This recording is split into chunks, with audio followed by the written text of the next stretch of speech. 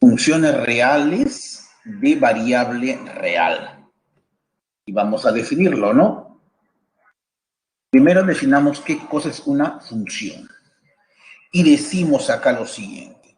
Una función f es una regla que asigna a cada elemento x de un determinado conjunto A, que viene a ser el conjunto de partida, exactamente un único elemento llamado, en este caso, y igual a f de x, o la imagen de x, de un determinado conjunto B.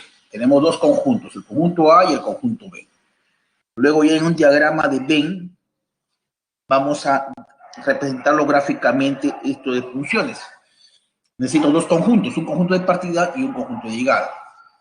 En este caso estoy considerando el conjunto de partida A y el conjunto de llegada B. Podría ser el mismo, de A en A, del conjunto A hacia el conjunto A. Podría ser también, ¿no? Pero en este caso estamos considerando el conjunto de partida A, el conjunto de llegada B. La función está definida así, de A en B. Recoge elementos del conjunto A y los asocia con los elementos del conjunto B. Esa es la notación que ustedes observan ahí en la diapositiva, y F, dos puntos, A, flecha B. Eso nos quiere decir que la función definida del conjunto A hacia el conjunto B. X, en este caso, es la variable independiente, mientras que Y es la variable dependiente. Es muy común, es muy habitual trabajar con esas variables, X e Y. Pero que quede claro, pues, que tranquilamente nosotros podríamos utilizar otras letras, ¿no? Como, por ejemplo, en lugar de X le pongo Q y en lugar de Y le pongo P, por ejemplo. Lo único que sí hay que tener en cuenta y hay que fijar bien las ideas para poder establecer cuál es nuestra variable dependiente y cuál es la variable independiente. Lo común, lo habitual, es que X sea la variable independiente, mientras que Y sea la variable dependiente. Ahí está lo que yo les decía, el diagrama de Venn, observen. La función está definida del conjunto A hacia el conjunto B, miren, ¿eh? Toma elementos del conjunto A y lo lleva al conjunto B. X, ojo, es un elemento de A y la imagen de X está precisamente en el conjunto B, que es Y. Y es la imagen de X mediante la función f, ¿no? Entonces es también muy frecuente utilizar Y igual a f de X. Y igual a f de X. ¿Quién es Y? Como repito, Y es la imagen de X mediante la función f. Ahora, cada vez que hablemos de funciones, hay dos conjuntos sobre los cuales casi la mayoría de problemas gira en torno a ellos. Y nos estamos refiriendo al dominio y el rango de una función. Dominio y rango de una función. Entonces tenemos acá lo siguiente, miren.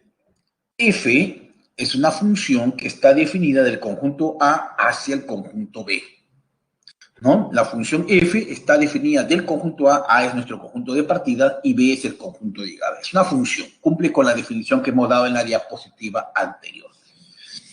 Entonces, siendo f una función, se definen los siguientes conjuntos. Primero, el dominio de f, que lo vamos a anotar así, lo vamos a anotar don de f, ese para mí va a ser el dominio de la función, como de la siguiente manera. El dominio es un conjunto, pues lo escribimos de llaves. Ahí está la representación simbólica, ¿no? La representación simbólica.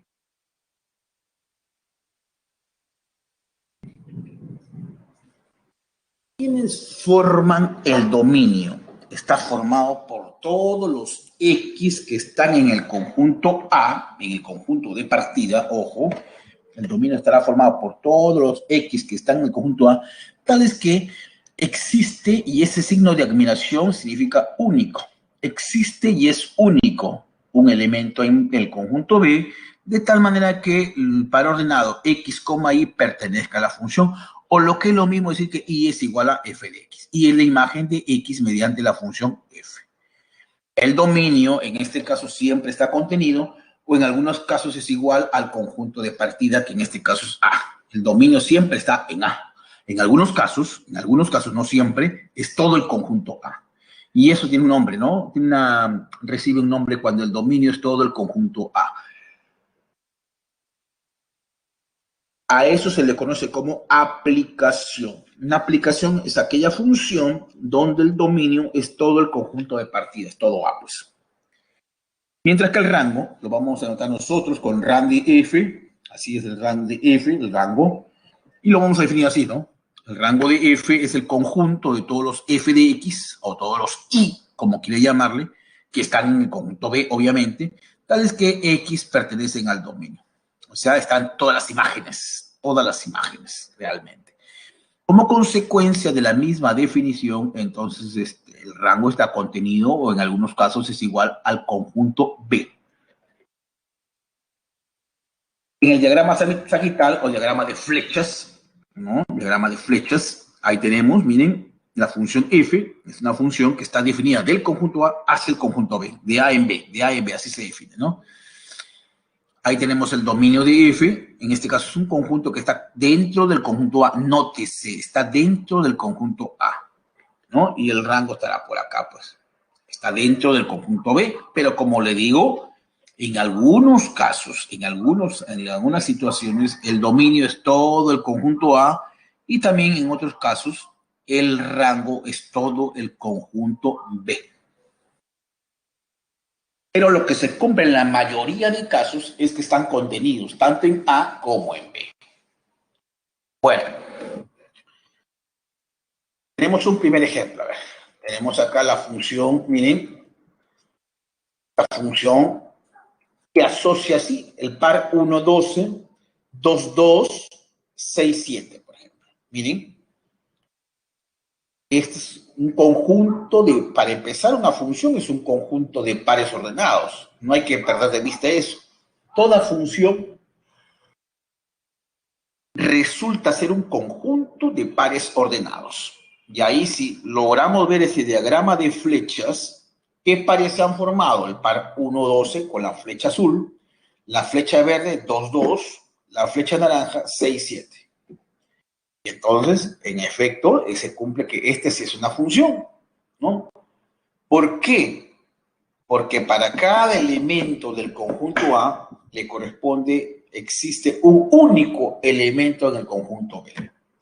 Para cada elemento del conjunto A existe un único elemento en el conjunto B. Bien, ahí, para 1 existe 12, para 2 existe 2, para 6 existe 7. Un único elemento. Para cada elemento del conjunto A le corresponde solo un único elemento del conjunto B. Entonces, función cumple la condición, ¿no? Y el dominio será, pues, el conjunto formado por 1, 2, 6, que está dentro del conjunto A, observen. Y el rango, en este caso, será, pues, 7, 2, 12. O 2, 7, 12 ordenando, ¿no? Es el conjunto que está ahí. Es el conjunto formado por los elementos que están en el conjunto B, que son las imágenes de los elementos de A. Tenemos un segundo ejemplo acá. Miren. Ahí está. ¿Qué pares se han formado? Se ha formado el par A, M, la flecha naranja, la flecha azul A, N, la flecha verde C, P y la flecha lila D, Q. Ahora, ¿estará cumpliendo la definición ahí? ¿Qué dicen ustedes?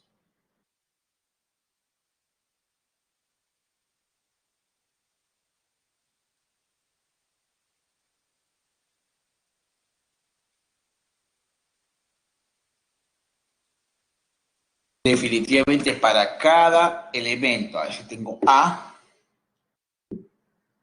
para cada elemento, ojo la definición, para cada elemento del conjunto de partida, para cada elemento del conjunto de partida, le corresponde un único elemento en el conjunto de llegada. Y ahí no está cumpliendo, porque para A le corresponden dos elementos.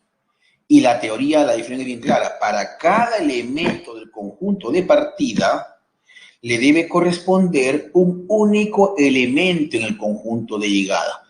Y entonces no está cumpliendo. Porque para A está asociado con N y con L. No está cumpliendo entonces la definición, ¿no? Esto no es función definitivamente, ¿no? No es función, miren ahí. A, M y A, N. La definición dice que para cada elemento del conjunto de partida, le debe corresponder un único elemento en el conjunto de llegada. Y al A le están correspondiendo dos, el M y el N. Por eso que no es función, ¿no? Pues la primera imagen de A tiene dos imágenes que son M y N.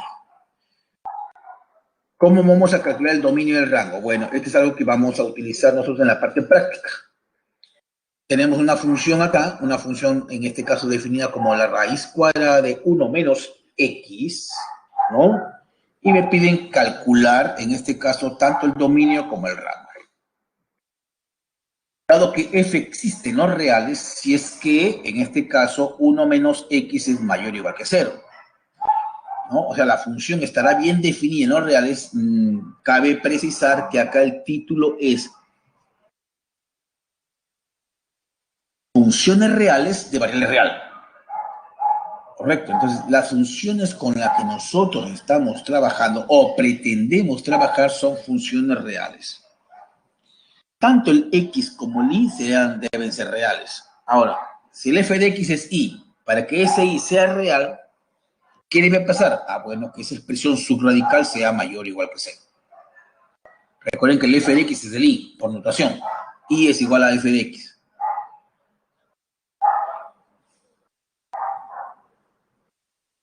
Pero como estamos trabajando con funciones reales, tanto el x como y deben ser reales.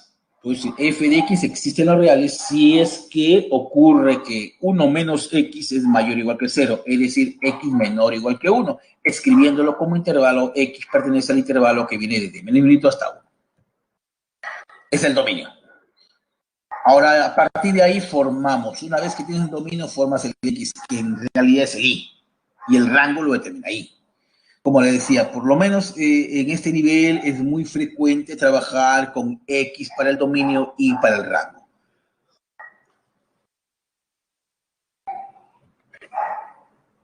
Siendo así, entonces yo puedo decir que el dominio está formado por las X, es el conjunto, está formado o determinado por las X, y el rango estará formado por las Y.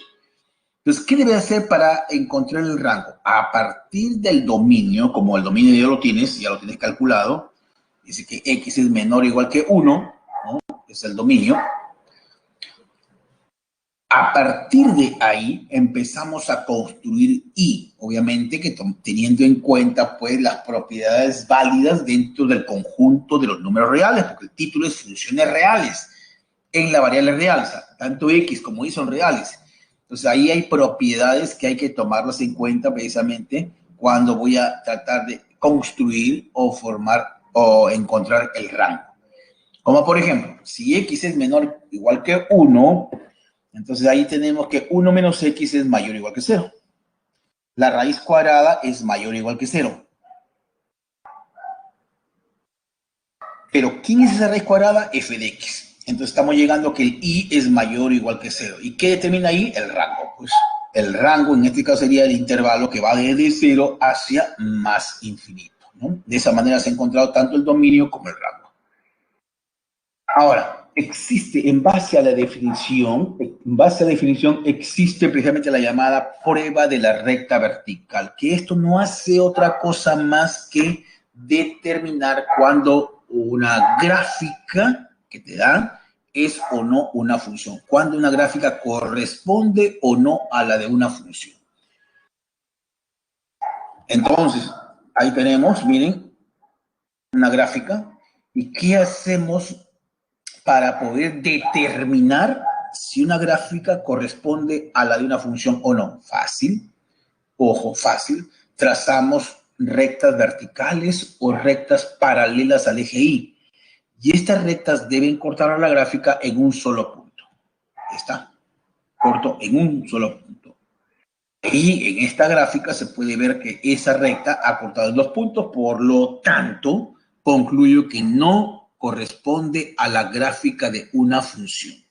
Repito, cuando te dan una gráfica y te preguntan si esa gráfica corresponde o no a la gráfica de una función, fácil, aplica la prueba de la recta vertical.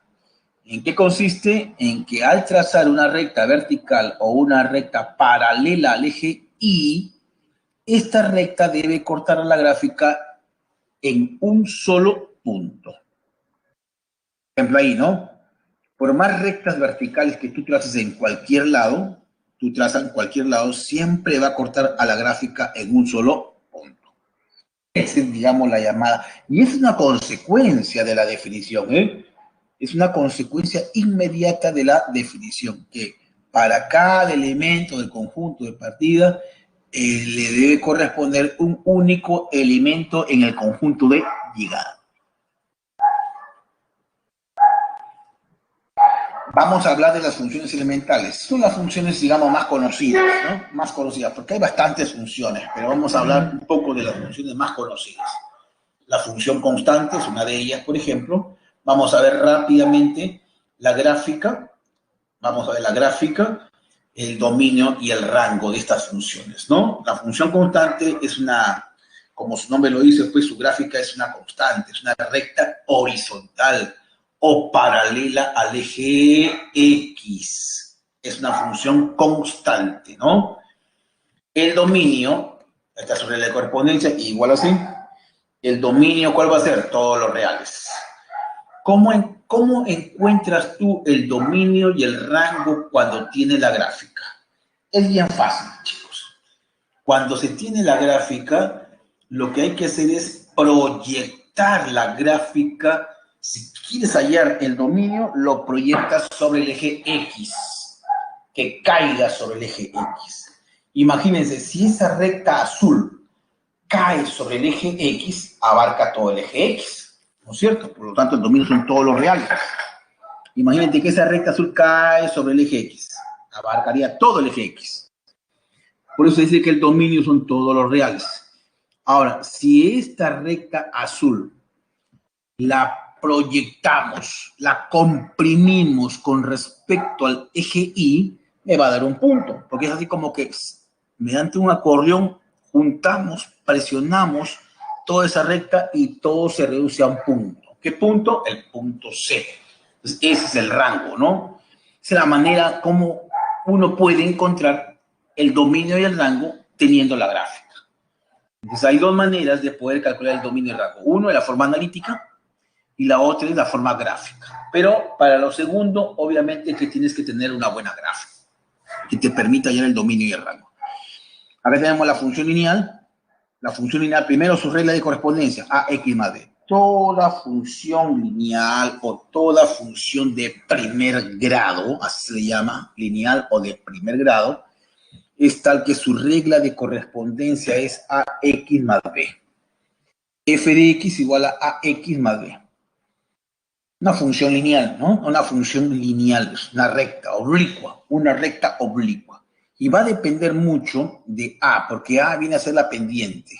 Ese A que ustedes observan ahí es la llamada pendiente de la recta. Si ese A es positivo, la recta está inclinada hacia la derecha, así como aparece ahí. Está inclinada hacia la derecha.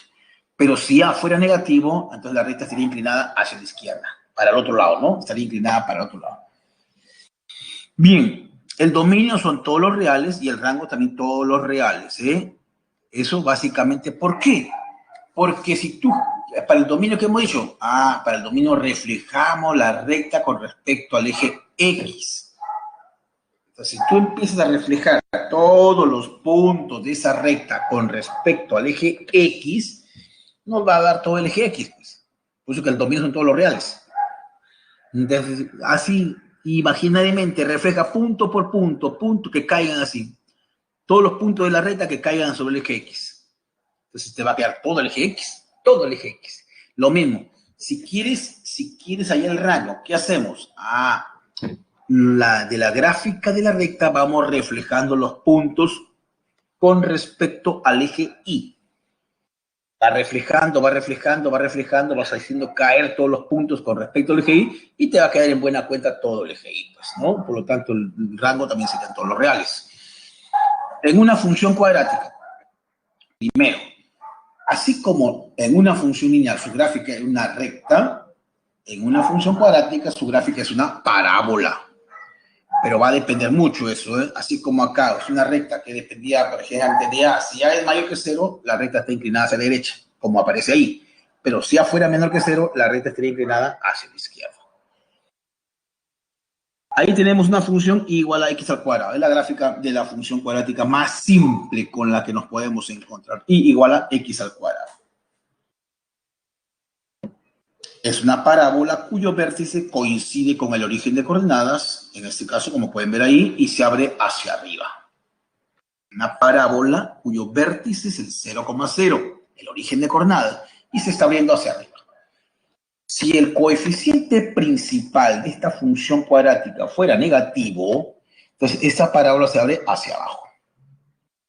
Si y es igual a menos x al cuadrado, si y es igual a menos x al cuadrado, esa parábola se abrirá hacia abajo. Entonces el dominio es como si esos dos brazos o esas dos ramas de la parábola se abrieran y cayeran todos sobre el eje x. ¿Sí? Imagínense ustedes ahí, fórmense una idea así bastante práctica. Esas dos ramas de la parábola, si se caen, se abren así, entonces caen sobre todo el eje x. Por lo tanto, el dominio sería todo el eje x, sean todos los reales. Ahora, si queremos encontrar el rango, ¿qué hacemos? Juntamos esas dos ramas. Las juntamos, siempre las juntamos literalmente, ¿no? Las cerramos, mejor dicho, para ver cómo caen con respecto al eje y. Y nos damos con la sorpresa de que va desde 0 hacia más infinito. Desde 0 hacia más infinito sería el rango, ¿no? Entonces recuerda esto, para el dominio, refléjalo con respecto al eje x. Para el rango, reflejémoslo con respecto al eje y. Una función cúbica, ahí está la gráfica, y sus reglas de correspondencia es y igual a x al cubo. La forma más sencilla, por cierto, ¿no? Y igual a x al cubo y ahí está su gráfica. Si reflejamos la gráfica que ya tenemos con respecto al eje x, nos va a dar pues todo el eje x. Todo el eje x. Y si lo reflejamos con respecto al eje y, nos va a quedar todo el eje y. Todo el eje y. Tanto el dominio como el rango son los reales. Como les decía hace instantes, hay dos formas de poder calcular o poder detener tanto el dominio como el rango.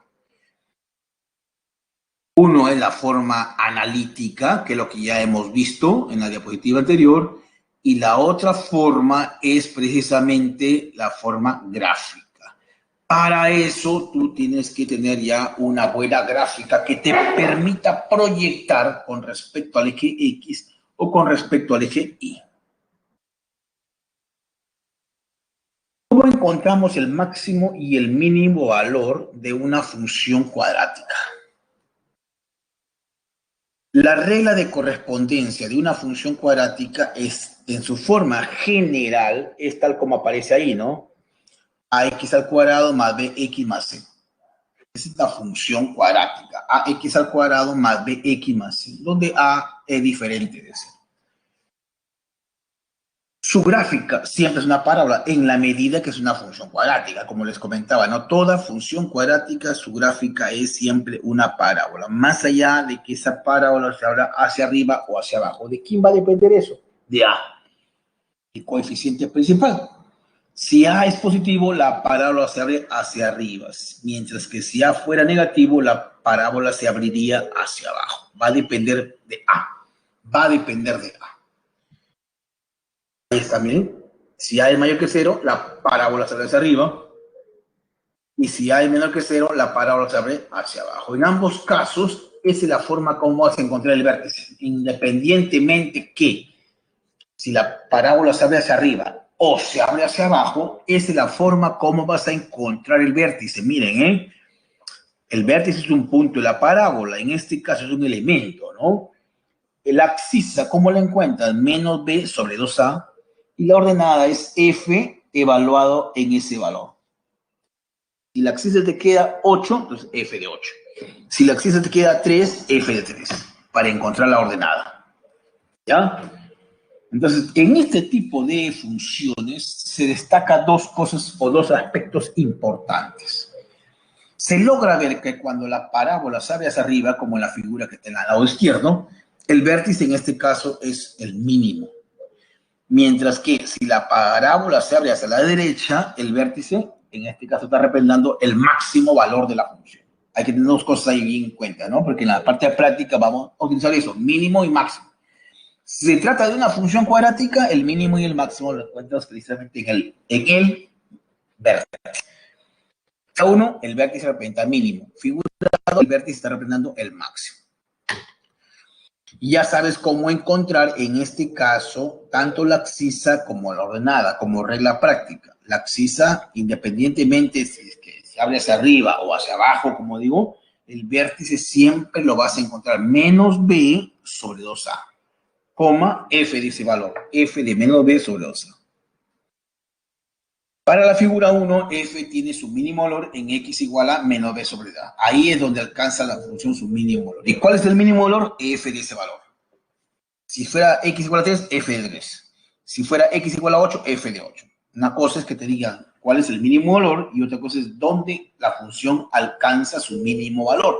Son dos preguntas que se suelen hacer sobre este capítulo. Uno, ¿cuál es su mínimo valor? Que sería f de menos b sobre 2a. Y la otra pregunta, ¿dónde la función alcanza su mínimo valor? En x igual a menos b sobre 2a. Lo mismo ocurre en la parte derecha, ¿no? Pero ya no hablamos de mínimo, sino hablamos de máximo. Pero igual, el vértice en este caso representa el máximo. Y ahí también surgen dos preguntas. ¿Dónde la función alcanza su máximo valor? En x igual a menos b sobre 2a. Ahí la función alcanza su máximo valor. ¿Y cuál es ese máximo valor? F de menos b sobre 2a. Aquí está, mira. El máximo valor de la función es f evaluada en menos b sobre 2a.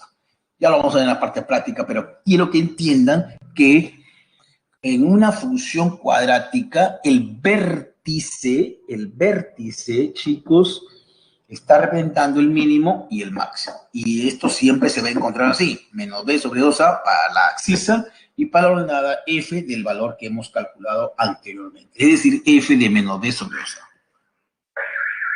Tenemos acá un ejemplo, miren. Tenemos un ejemplo, dice, por el aniversario de un grupo de rock peruano, sus integrantes están organizando un concierto virtual. A ver, ¿qué pasó? Alguien está comentando por acá. ¿Qué pasó? Profe, si los dos casos tienen el mismo vértice, ¿por qué se abren en diferentes? ¿Por qué? Porque es A, pues. A es lo que manda, ¿no? ¿Dónde estaba esto? Hemos dicho que lo que determina, acá bien claro dice, ¿no? Lo que determina que se abre hacia arriba o hacia abajo es A. Al ojo el estudiante tiene que darse cuenta de eso, ¿no? ¿Hacia dónde sale la parábola? Inmediatamente mira el valor de A, pues. A es lo que debe mirar. Si A es mayor que A, pero independientemente. Y si se logra ver eso completando cuadrados, se encuentra el vértice, ¿no? Se lleva su forma canónica, pero es decir, hay llevarlo a otro terreno de la geometría. En geometría que ustedes ven esto de la parte de geometría analítica, la ecuación de la parábola, ¿no? Lo llevan a su forma canónica u ordinaria en este caso. Y ahí logran ver que en este caso sería pues x menos h todo al cuadrado igual a 4p que multiplica a i menos k. Se completa cuadrados y se lleva esa forma para ver que el vértice tiene esa forma. Pero, entonces, acá nosotros le estamos dando un sentido práctico en el aspecto de poder determinar rápidamente hacia dónde se abre mi parábola. Y eso tiene que ver con A. Si A es mayor que 0, estamos en este caso. Ahí está. El vértice lo calculo así, menos b sobre 2a y f de ese valor. No es que va a ser lo mismo, ¿no? Porque obviamente cambia A, B y C van a ser distintos, ¿no? Porque acá A es positivo. En el otro caso, A sería negativo. Si A es menor que 0, la parábola se abre hacia abajo. Y obviamente con los mismos valores, menos b sobre 2a, vas a encontrar el vértice. Va a cambiar porque van a ser otros valores para B y para A también, sobre todo, ¿no? Porque en el primer caso A es positivo y en el segundo caso es negativo. Bien. Entonces acá decíamos lo siguiente, ¿no? Dice, para la presentación del concierto se acercará a un escenario rectangular como se muestra o como se presenta en la figura. Considerando que se dispone de 28, de tarimas, escaleras y de 28 metros de malla metálica para acercarlo, calcule el área máxima del escenario rectangular. Entonces, sea X el lado del escenario, completando los lados de la figura, tendríamos acá lo siguiente, XX, y entonces acá es 28 menos 2X, ¿no? Porque lo que dice es que tiene 28 metros de malla metálica. Eso es lo que se va a acercar. Entonces, el área de la figura está modelada por, ya sabemos que área, como es una región rectangular, ¿no? Lo que se va a acercar es una región rectangular, es largo por ancho. 28 menos 2X, el largo por el ancho, que es X. Es el área. Bueno, multiplicando por acá me quedaría ya, multiplicando y ordenando, ¿eh? Menos 2X al cuadrado más 28X. Es una función cuadrática, miren, ¿eh? Es una función cuadrática. Si es una función cuadrática, a ver si estuvieron atentos. ¿Su gráfica cuál es? ¿Cuál es la gráfica de una función cuadrática, chicos?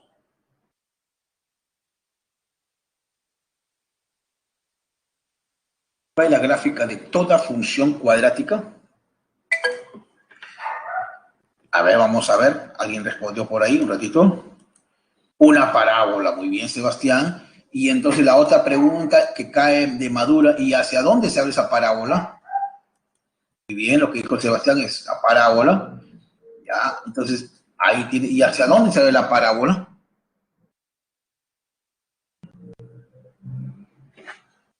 Recuerden lo que hemos visto en la PPT anterior, ¿no? A ver, vamos a ver por acá. Hacia abajo, muy bien, hacia abajo. Lo que dice Marina y lo que dice se dieron cuenta que el A es negativo, pues. El A es negativo. El A es menos 2, me parece. Ahí está, menos 2. ¿Cierto? O sea, ahí ya, si la parábola se abre hacia abajo, entonces, ¿qué hay arriba en el vértice? ¿Máximo o un mínimo? ¿Qué se genera? Miren, imagínense, la parábola se abre hacia abajo. Se abre hacia abajo. ¿Qué hay en el vértice? ¿El máximo o el mínimo? Veamos. Comentaron por acá. Un máximo, claro, pues un máximo, definitivamente. Y nosotros ya sabemos cómo calcular el máximo, pues definitivamente, ¿no? Calcular el área máxima, entonces ya tenemos A vale menos 2, B vale 28 y C vale 0, porque no hay C, pues, ¿no? A vale menos 2, lo que me permitió decir que es una parábola que sale hacia abajo, y entonces voy a calcular, cuando me piden el máximo, voy a calcular el vértice, pues. X igual a menos B, B vale 28 sobre 2A, A vale menos 2. Menos por nada más, 2 por los 4, 7. El área máxima, reemplazo pues, cuando X vale 7, lo reemplazas ahí y sale pues 96 metros cuadrados. Entonces, ante la pregunta, calcule el área máxima del escenario rectangular, en este caso el área máxima es 96 metros cuadrados, ¿no? Entonces, la otra pregunta que se podría haber hecho es, ¿y para qué valor de X, el área es ese máximo? El área será la máxima posible. Para X igual a 7. Entonces hay dos tipos de preguntas.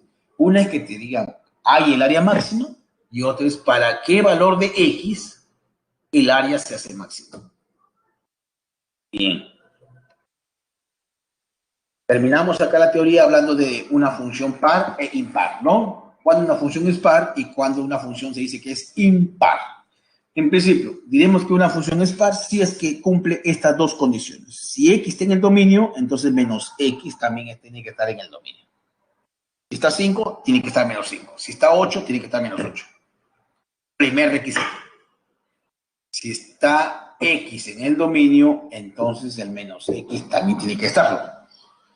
Y la segunda, f de X es igual a f de menos X. Esas dos condiciones se deben cumplir para poder afirmar que la función es par.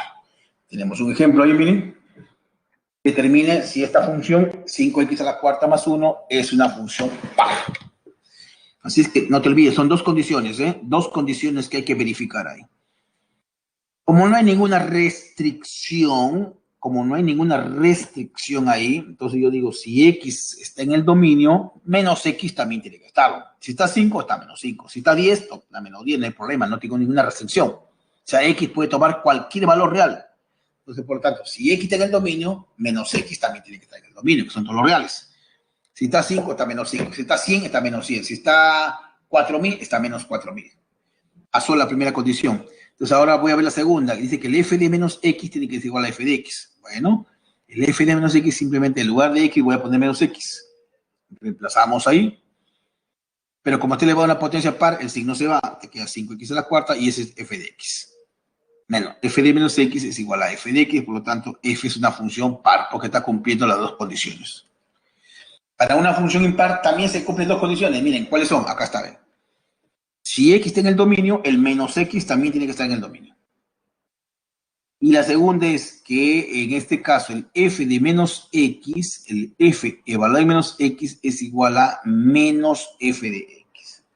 Esa es la segunda condición que se debe cumplir y con la cual yo estaría diciendo que la función es impar. Ahí tenemos, mira, f de x igual a x a la quinta más seno de x, donde x es un número real. Impar, ¿por qué? Porque primero cumple las dos condiciones. Si x tiene el dominio, que son los reales, entonces menos x también tiene que estar. Si 100 está, menos 100 también está. Si está raíz cuadrada de 5, también está menos raíz cuadrada de 5. No hay ningún problema. No, porque en este caso el dominio son todos los reales, pues. La segunda condición, el f de menos x. El plazo, ¿quién es el f de menos x? Sería menos x, todo eso a la quinta, más el seno de menos x. Y ahí, bueno, como es potencia impar, el signo sale, ¿no es cierto? Menos x a la quinta, el seno de menos x, el signo sale y te queda con menos ese más. Ahí está. ¿No es cierto? Así nos quedaría menos, ojo, menos, a ver, menos x a la quinta, el signo sale, te queda más. A ver, ¿qué está pasando acá? Un ratito. ¿Cómo lo han hecho esto? Menos x a la quinta sale y seno de menos x por trigonometría, el signo sale, sería más. Entonces está quedando menos x a la quinta más seno de x, ¿no?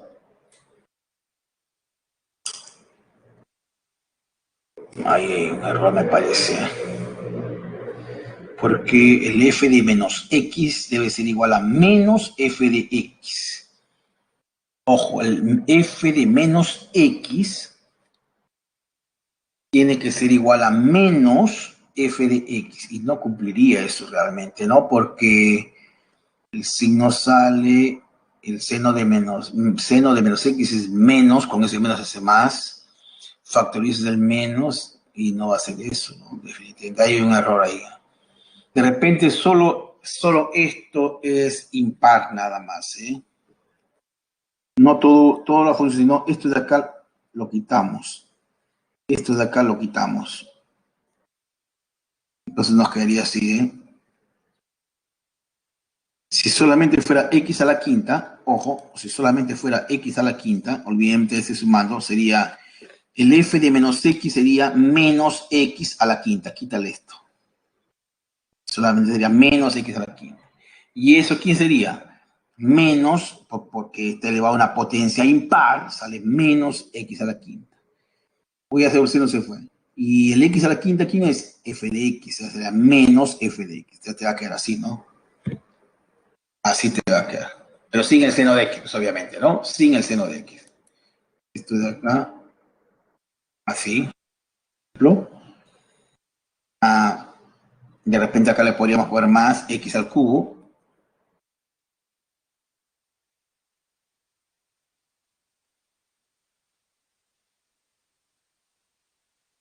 No sale, ¿no? No sé por qué tengo otra edición. Entonces acá sería así, nada más, ¿eh?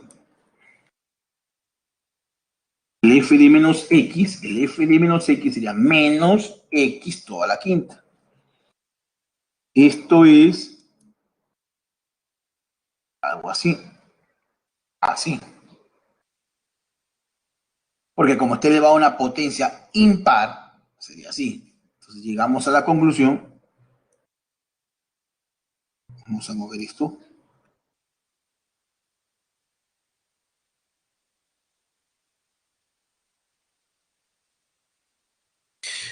Y ahora sí, este último sumando, o este último miembro de igualdad, el x a la quinta, solo el x a la quinta, ¿quién es? F de x. Entonces esto de acá sería menos f de x. Y ahí sí está cumpliendo la definición, pues el f de menos x es igual a menos f de x, con lo cual haríamos una función impar, ¿no? Es una función impar, ahora sí. Mejorada, obviamente. Bueno, ahí acaba la teoría, chicos. Vamos entonces con la parte práctica. No sé si hasta ahí alguna pregunta, si ha mejorado eso.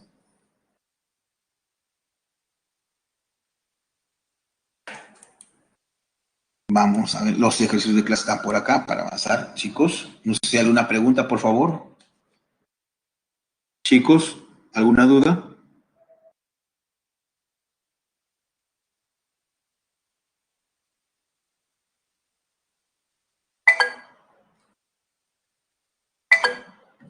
A ver, vamos a ver acá. Todo bien, correcto. Vamos entonces, vamos con fuerza. Vamos a ver, avanzando. Tenemos algo más de una hora, creo que es suficiente. Vamos con el problema número 1, mire. Si el conjunto de pares ordenados, acá hay 1, 2, 3, 4, 5, 6 pares. A ver, 1, 2, 3, 4, 5, 6 pares ordenados. Es un conjunto de pares ordenados. Dice que es una función. Hay el dominio de f intersectado con el rango de f. Dominio intersectado con. Pero es una función, me dice. El problema te dice que es una función. Entonces, bueno, hasta las alternativas, vamos a ver. Como esa función se cumple lo siguiente. ¿Qué decía? Vamos a recordar rápidamente la función. Dice que a cada elemento de A era nuestro conjunto de partida, a cada elemento de A le corresponde un único elemento del conjunto B. Ojo, lo que diríamos en otras palabras también es esto, ¿no? Que si yo logro encontrar dos elementos, dos pares ordenados con una misma primera componente, entonces las segundas componentes tienen que ser iguales. Eso es lo que quiere decir entonces la definición. Si yo logro encontrar dos pares ordenados con una misma primera componente, entonces para que sea función, las segundas componentes tienen que ser iguales. Porque dice que para cada elemento del conjunto A existe un único elemento en el conjunto B. Ah, bueno, entonces acá podríamos avanzar acá, mira, de 1, 2, 3, del cuarto par y del sexto par, mira, ahí tenemos el cuarto par es 5,2A y el sexto par es 5,A más 3. Mira, del cuarto par y del sexto par. ¿Qué podríamos decir? Ah, por definición, el 2A tiene que ser igual a A más 3. 2A es igual a A más 3. De ahí sale A. A vale 3. ¿No es cierto? A vale 3. Ya tenemos A. Ahora, ¿dónde más? Del primer par y del tercer par, mira, ahí también tenemos dos pares con una misma primera componente. A ver, acá lo puedo subrayar de repente, ojalá. Ahí está. Esto y... no, este es el segundo, no. Acá está. Este con este. Para que se puedan dar cuenta. Dos pares ordenados con una misma primera componente. Y ahora esto con esto. A ver. 4 y acá 4 también. Ahí está. Ahí está subrayado ya mejor para que se puedan dar cuenta ustedes. Mejor así. Mira, el cuarto par con el sexto par tienen la misma primera componente. Entonces, para que sea función, las segundas componentes tienen que ser iguales. Por eso que digo 2A es igual a A más 3 y por lo tanto A vale 3. Del primer par y del tercer par también logro ver que ahí tenemos dos pares con una misma primera componente. Entonces, ¿qué me quedaría? Que B menos 6 es igual a B cuadrado más 6B. Bueno, resolviendo esa ecuación, me quedaría que B cuadrado más 5B, pasando todos los miembros de la igualdad, más 6 es igual a 0. B, en este caso, toma dos valores, menos 2, menos 3. B vale menos 2 o B vale menos 3, ¿cierto? Hay que analizar ahí. ¿Qué pasa cuando B vale menos 2? ¿Qué pasa cuando B vale menos 2? Nos quedaría entonces que la función podría quedar así, ¿no? Ojo, B vale menos 2, ¿eh? Sería 4, menos 2, menos 6, menos 8. Luego sería menos 2, menos 4. 4, ya está, el 4, menos 8, ya está, no lo repito, el 5, si A vale 3 sería 5,6, y por acá me quedaría el menos B menos el menos B, B vale menos 2, recuerden eso por favor, sería menos 4, 7, ¿no? Menos 2,7, y el 5, más 3 ya lo he repetido. Ya reemplazando el B igual a menos 2 en los pares que están ahí, los que se repiten ya no lo considero pues una sola vez nada más. Pero ¿qué me doy cuenta? Que no es función, pues. ¿Por qué? Porque ahí tenemos dos pares ordenados, mira, dos pares ordenados con una misma primera componente. ¿Qué es lo que pasa? Las segundas componentes deben ser iguales para que sea función, pero no son menos 4 no es igual que 7, ¿no? Menos 4 no es igual que 7. Entonces ahí concluyo que cuando B vale menos 2, esto, F, no es función. F no es función. ¿Qué pasa cuando B vale menos 3? Porque B toma dos valores, menos 2 o menos 3. Así que reemplázalo pues nuevamente, ¿no? Arriba sería 4, cuando B vale menos 3 sería menos 3 menos 6 menos 9, claro. Luego sigue B, menos 3, 2 por 3 menos 6, ya, muy bien. El otro es 4, menos y ya está, no lo repitas. 5, A, 2 por 3, 6, 5,6. Y acá también en el penúltimo par reemplázalo, cuando B vale menos 3, sería, en la segunda componente sería 2 por 3 sería menos 6, 11 menos 6, 5, 30,5. Ya está, no hay problemas ahí realmente, miren chicos. No hay el problema que había en la parte anterior. En lo anterior sí, habían dos pares ordenados con una misma primera componente. Acá voy a subrayar, ojalá que se pueda subrayar, por favor, acá que me permite subrayar esto de acá.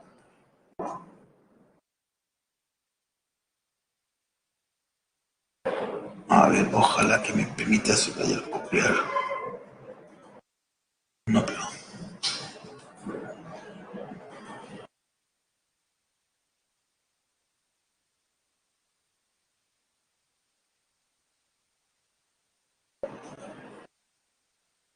Ahí está, esto. Le voy a dar color, a ver. Ahí está, esto que está con fucsia, ojalá que esto y esto hace que no sea función, pues. Esto y esto hace que no sea función.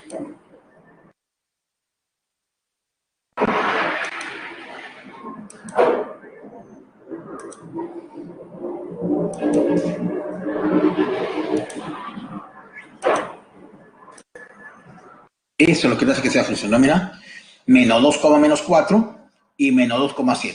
Por eso es que no es función. En el otro caso no hay problema, porque 4, menos 9, menos 3, menos 6, 5,6 y 30,5. No hay ningún problema ahí. Entonces, ahí sí es función, ¿no es cierto? En el anterior estaba el menos 2, menos 4 y el menos 2,7. Recuerden que la teoría decía así: si yo encuentro dos pares ordenados con una misma primera componente, ojo, si yo encuentro dos pares ordenados con una misma primera componente, entonces las segundas componentes tienen que ser necesariamente iguales. Y menos 4 no es igual que 7, pues definitivamente. Por eso es que concluyo que F es función. Bien, entonces, ahora sí, como ya tengo la función, como ya tenemos la función, tenemos entonces lo siguiente. El dominio de la función, ¿cuál es? El dominio está formado por las primeras componentes de los pares ordenados. Sería 4, menos 3, 5 y 30. Si quieres los ordena, ¿no? Menos 3, 4, 5, 30. Yo tengo el dominio. Y el rango es el conjunto de las segundas componentes de los pares ordenados que pertenecen a la relación. ¿Cuál es una segunda componente? Menos 9, menos 6, 6 y 5. ¿Correcto? Ahora, la intersección entre el dominio y el rango nos piden, ojo, ya tengo el dominio, ya tengo el rango. Ajá, acá está, vamos a ver. Ya tengo el dominio, ya tengo el rango. Ahora sí, la intersección. ¿Qué es lo que se repite? 5 es el único elemento que se repite, ¿no? El único elemento que se repite es 5. La respuesta la encontramos en la alternativa A. Entonces, este es un problemita básicamente para identificar y para recordar cuando se dice que f es una función. Vamos con el problemita número 2. Miren, en el problema 2 nos piden calcule la suma de los elementos enteros del dominio de la función. Es decir, todo se reduce a calcular el dominio de esta función. ¿Quién determina el dominio? Me hago la pregunta. ¿Quién? Un ratito, por favor, para que pase la gente de vendedor.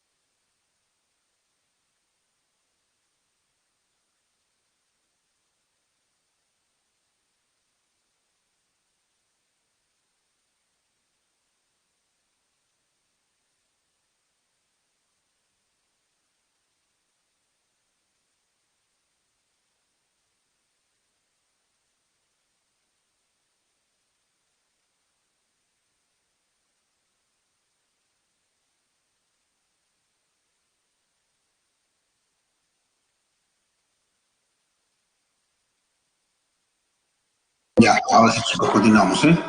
Les comentaba. Me da la función y tengo que hallar definitivamente el dominio. El dominio es el que me interesa acá, chicos. Porque nos está pidiendo calcule la suma de los elementos enteros del dominio de esta función.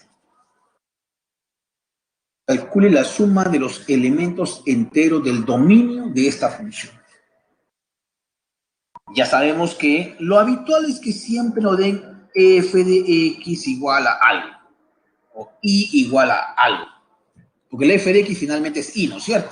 Eso lo sabemos, el f de x es y. Cuando escribo acá, este f de x ya el estudiante tiene que entender que es y igual a f de x. Así lo entiende. Sí. Bueno, es lo que siempre vas a encontrar casi en un 99.9%. Y en función de x. Entonces, el dominio lo determina la variable independiente. ¿Y quién es la variable independiente? X, porque y está en función de x, y depende de x. Por lo tanto, y es la variable independiente y x es la variable independiente, ¿no? Porque bien claro dice, y está en función de x. Por lo tanto, y depende de x, y es dependiente. Y por lo tanto, también x es independiente. El dominio lo determina la variable independiente, que en este caso es x. Tengo que ver, porque acá el título, recuerden ustedes, el título de esta sesión es funciones reales en la variable real. Así era el título, bien grande, funciones reales en la variable real. Estamos trabajando dentro del conjunto de los números reales. Y para que ese y, para que esa función sea real, ¿qué debe cumplirse? Ah, bueno, digo acá lo siguiente, ¿no? Que los x serán en el dominio de la función, sí y solo sí, para que y sea real. En primer lugar, hay 3 sumandos. Vamos analizando sumando por sumando. En el último sumando no hay problema, porque 5 no hay problema, ya es real. El primer sumando tenemos problemas. Ahí tenemos que tener bastante cuidado. En primer término, el denominador no puede ser 0. El denominador no puede ser 0 de ninguna manera. Segundo, nosotros hemos estudiado la semana pasada nomás logaritmos. ¿Y qué dijimos? La base tiene que ser mayor que 0 y diferente de 1. Ya lo es, porque 3 es mayor que 0 y diferente de 1. El número mayor que 0. Ah, ahí viene otro problema, otro detalle. Entonces acá, mira, el denominador diferente de 0. Ya, muy bien. El denominador diferente. La división sobre 0 no está definida. Y luego, 7 menos x mayor que 0. Eso es por lo que estudiamos la semana pasada, en logaritmos. El número siempre tiene que ser mayor que 0. Con la base no me meto porque la base ya es 3. La base es conocida. Es mayor que 0 y diferente de 1. ¿Qué más? Luego, en el segundo sumando. Arriba. está afectada de una raíz cuadrada. Ah, entonces esa expresión subradical tiene que ser mayor o igual que cero porque estamos trabajando dentro del conjunto de los números reales, pues chicos. ¿No es cierto? Ojo, en el numerador tenemos una raíz cuadrada, ¿no es cierto?, de 3 menos la raíz cuadrada de x menos 2. Esa expresión subradical debe ser mayor o igual que 0. Porque ya saben ustedes que la raíz cuadrada de un número negativo no existe en los reales. Y estamos trabajando con funciones reales. Pues. Bueno, por eso es que consigo esa condición. Además, en el denominador, profesor, ¿también tiene que ser mayor o igual que 0? No. ¿Por qué? Porque es índice impar, pues. Cuando el índice es impar, como en este caso 21, eso puede ser positivo o negativo y no hay problema. Lo que no podría ser es 0. Y por eso le pongo x menos 4 diferente de 0. Y también x menos 2 mayor o igual que 0 porque hay una raíz cuadrada. ¿Cierto? Y en el último sumando no hay nada que discutir porque 5 es un número real, no hay problema ahí, ¿no? Entonces, esos son los detalles que uno debe tener en cuenta cuando quiere hallar el dominio de una función. Analizar. En este caso hay 3 sumandos. Sumando por sumando. Teniendo muy en cuenta que lo que estamos haciendo es trabajar con funciones reales. Reales. Entonces, como repito, en el primer sumando, el denominador diferente de 0. No puede ser sobre 0, sino la división sobre 0 no está definida en los reales. ¿Qué más? Ah, hay un logaritmo alto. Yo sé que para cuando trabaje el logaritmo, la base tiene que ser mayor que 0 y diferente de 1. Ya lo es, porque 3 es mayor que 0 y diferente de 1, no hay problema. El número ahora, ¿cómo tiene que ser? Mayor que 0. Ahí está, 7 menos x mayor que 0. Voy al siguiente sumando. En el siguiente sumando tenemos arriba una raíz cuadrada alto. Cuando la raíz es de índice par, la expresión subradical tiene que ser mayor o igual que 0 si es que está en el numerador. ¿No es cierto? Como en este caso está en el numerador mayor o igual que 0. Y también x menos 2 es mayor o igual que 0. Ahora, en el denominador, sí, pues el x menos 4 tiene que ser diferente de 0. Eso está clarísimo, ¿no? X menos 4 tiene que ser diferente de 0. ¿Puede ser negativo, profesor? Sí, puede ser negativo, porque la raíz cuadrada de un número negativo sí existe en los reales. Ahora, con todo eso voy a calcular el dominio, pues. Acá me quedaría que 7x, ahí, por ejemplo, 0 que esté en el segundo lado, lo escribo como logaritmo de 1 en base 3. Recuerden que el logaritmo de 1 en cualquier base es 0. ¿No es cierto? Logaritmo de 1 en cualquier base es 0. Entonces, ese 0 lo puedo escribir como logaritmo de 1 en base 3. Cancelo logaritmo de 3 y me queda que 7 menos x es diferente de 1. ¿Qué más? X mayor que 7. Perdón, 7 mayor que x o x menor que 7. ¿Qué más? 3 es mayor o igual que la raíz cuadrada de x menos 2. ¿Qué más? X mayor o igual que 2. Y x diferente de 4. Sigamos trabajando por acá. Las x a un lado, los números a otro lado. X diferente de 6. Ahí está. X menor que 7. O 7 mayor que x, que es lo mismo. Por acá elevas al cuadrado, te queda 9 mayor o igual que x menos 2. Pasando el menos 2 para acá, te queda que x es menor o igual que 11. Ya resolviendo eso, se ha hecho simplemente elevar al cuadrado. ¿No? 9 mayor o igual que x menos 2. El menos 2 pasa por allá, te queda 11 mayor o igual que x o x menor o igual que 11. X mayor o igual que 2 y x diferente de 4. Con todas estas condiciones vamos a encontrar el dominio. Acá está, pues 2, 7, por ahí estará 6 también, seguramente 11. Pues acá x menores que 7 para amarillo. X menores que 7. Ahí está, amarillo. X mayor o igual que 2, a la derecha de 2. La interacción sería esto. X menores o iguales que 11, fucsia. Entonces, intersectando amarillo con verde, con fucsia. A ver, vamos dándole los colores acá. Mayores o iguales que 2 con verde. Esto de acá sería, ojalá que lo pueda teñir. Esto de acá sería con verde, para más o menos. Eso es. X menores o iguales que 11. Menores, le puse fucsia, me parece eso. X menores o iguales que 11, fucsia. Y menores que 7. Menores que 7 con amarillo le puse. Amarillo. Ahí está. Así es. Ya, intersectando todo esto, ojo, verde, fucsia y amarillo, verde, fucsia y amarillo, en la gráfica me quedaría esto. Me queda solamente el intervalo que va de 2 hasta 7. Pero tengo que quitarle 6 y le quito 4, o 4 y 6. Le quito 4 y le quito 6. Entonces el intervalo sería, ojo, cuando intersecto verde, fucsia y amarillo, me queda el intervalo cerrado en 2, abierto en 7. Ahora, a esto le tengo que quitar 4 y 6, porque aquí debe ser diferente de 4 y diferente de 6. Y entonces me interesan los enteros, porque la pregunta es calcule la suma de los elementos enteros. Por eso que me interesan los enteros. ¿Qué elementos enteros hay ahí? Está el 2, el 3, el 4 no, porque estoy quitando, el 5, el 6 no, y a la más, ¿no? 2, 3 y 5 nada más. Está el 2, porque está cerrado en 2, está el 3 también, el 4 no, porque le estoy quitando, el 5 sí, el 6 no, porque le estoy quitando, y el 7 tampoco, porque es abierto. Entonces están 2, 3 y 5. ¿Qué te pide? La suma. 5 más 5, 10. La respuesta la encontramos en la alternativa B de bueno. Preguntas, chicos.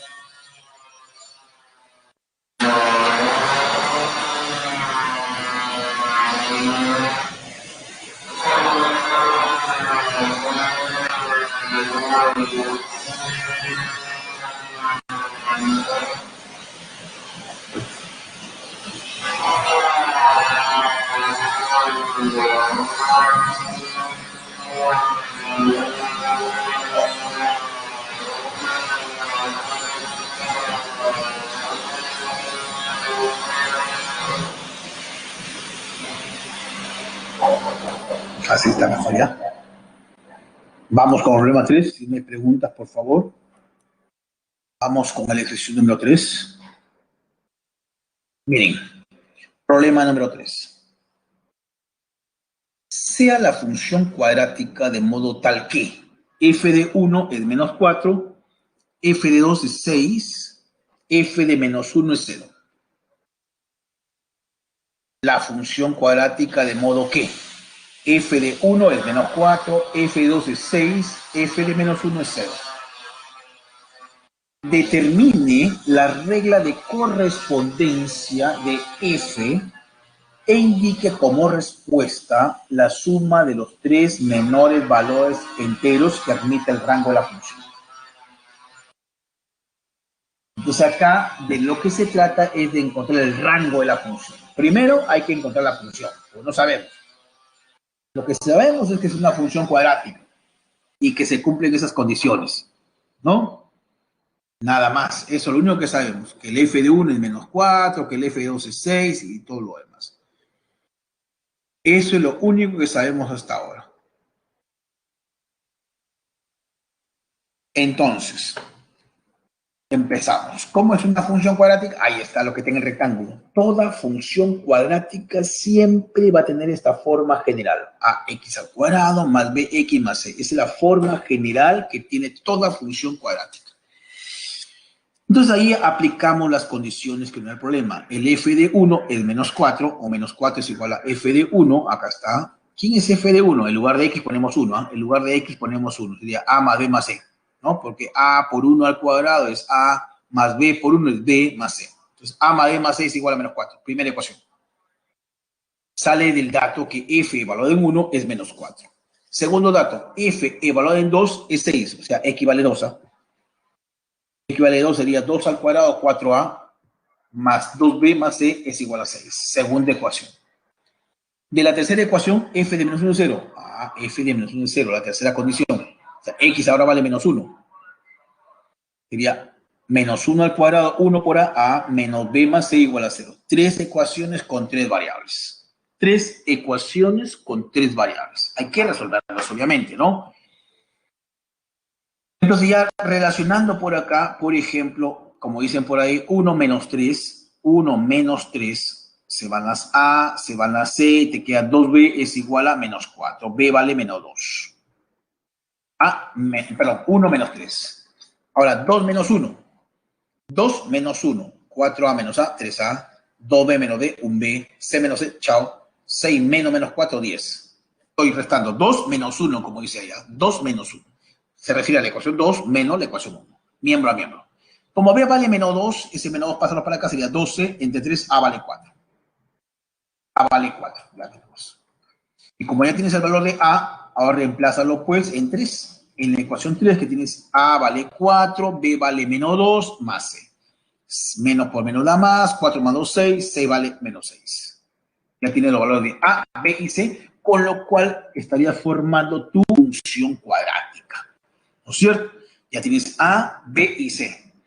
Entonces la función cuadrática sería 4x al cuadrado menos 2x menos 6. ¿No? 4x al cuadrado menos 2x menos 6. Ahí está.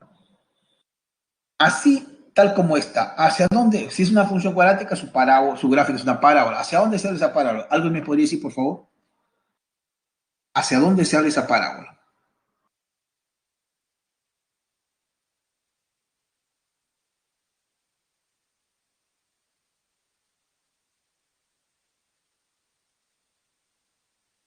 Chicos, a ver, algún comentario por acá. Hay que aprender, a ver, hacia arriba, claro, hacia arriba, efectivamente, hacia arriba. ¿Por qué? Porque el A, en este caso, según los cálculos que hemos visto, y habiendo formado la ecuación cuadrática, la función cuadrática, perdón, la función nos quedó 4x al cuadrado, A vale 4, pues. Y dijimos la teoría, si A es positivo, la parábola se abre hacia arriba.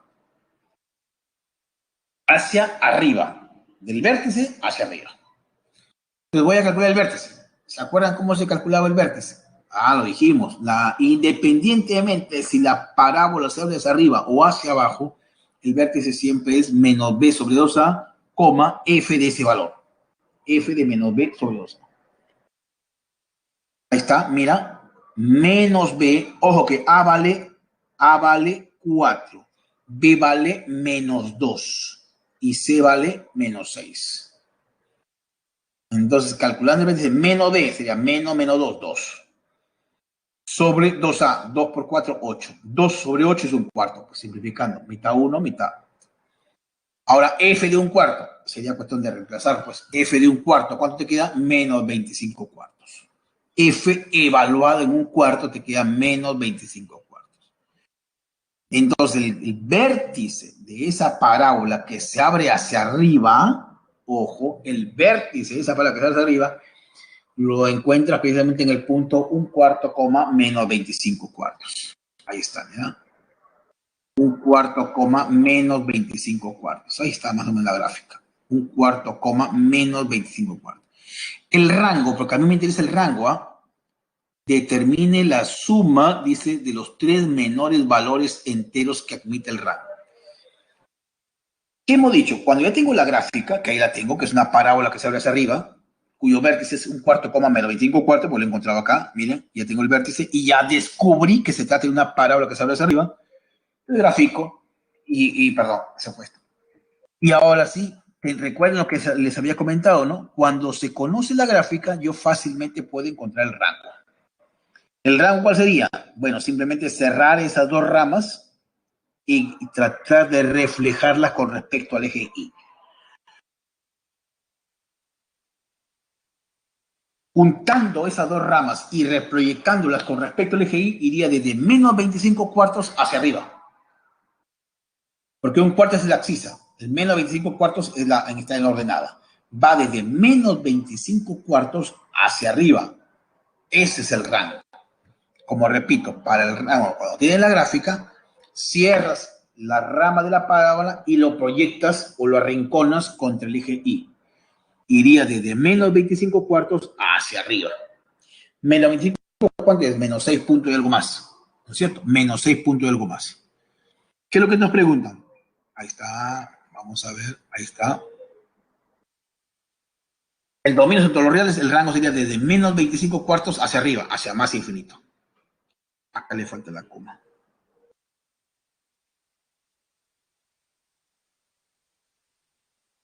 No se puede porque está con efectos.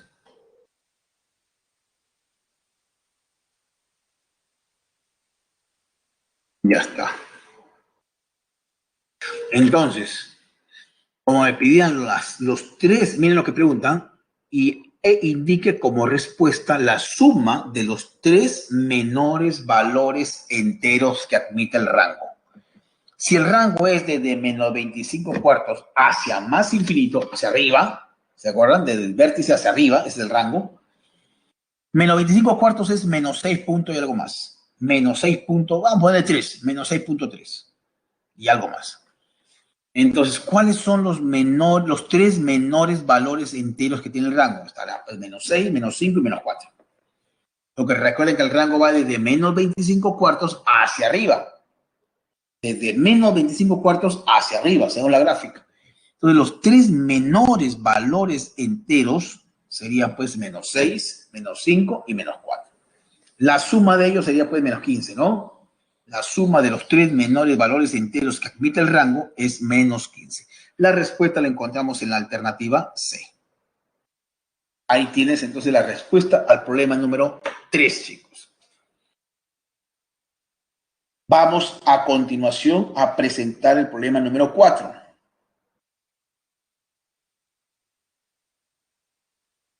Dice lo siguiente, miren, dada esta función definida así está definida, con x entre menos 3,2, que me están dando el dominio allá, ya te están dando cómo se mueve x, o sea, te están dando el dominio. Calcule la cantidad de elementos enteros del conjunto K. ¿Quién es el conjunto K? Es el rango de la función unido con el dominio, que el dominio te lo dan, el dominio está dado ahí, en la primera línea te lo dan el dominio, que dice que los x varían desde menos 3 hasta 2. Es el dominio, ese es el dominio. Lo único que te tienes que hallar es el rango, para unirlos y finalmente hallar la cantidad de elementos enteros que hay en esa unión, lo que el problema le llama acá. Veamos, empezamos con hallar el rango a partir del dominio. Ojo, empezamos a pretender hallar el rango a partir del dominio. X está entre menos 3 y 2. X está entre menos 3 y 2. Ojo, mayor o igual que menos 3, menor o igual que 2. Empezamos a construir, porque queremos el rango, y el rango lo determina I. ¿Quién es I? F de X. Cuando te dan el dominio y quieres el rango, no tienes otra alternativa que a partir del dominio empezar a construir respetando las propiedades de los números reales. Entonces tenemos ahí, ¿no? X está entre menos 3 y 2. Mayor o igual que menos 3, menor o igual que 2. Es el X. Es el X, chicos. ¿Ya? Está entre menos 3 y 2. Empiezo, le resto 1 para ir formando, ¿no? Quiero formar el f de x, quiero formar de adentro hacia afuera, le resto 1.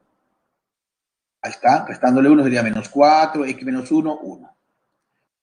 Le tomo valor absoluto, pero como estoy entre un negativo y un positivo, la propiedad, que nos dijimos en algún momento, cuando estás entre un negativo y un positivo, la propiedad dice que el valor absoluto está entre 0 y el máximo de ellos. Acá estará el 0, ahí está la propiedad, miren, para recordarle. Si x está entre a y b, con a y b menor que 0, o sea, diferente signo, ¿no es cierto? Obviamente que a sería negativo, b es positivo, izquierda y derecha respectivamente. Entonces, lo cierto es que uno es negativo y el otro es positivo. Entonces, la barra siempre es mayor o igual que 0, eso está fijo.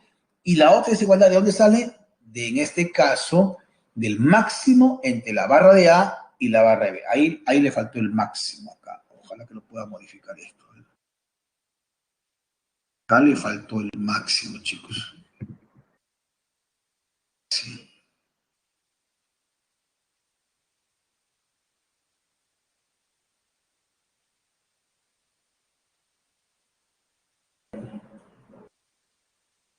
Así sería. Así tendría que ser.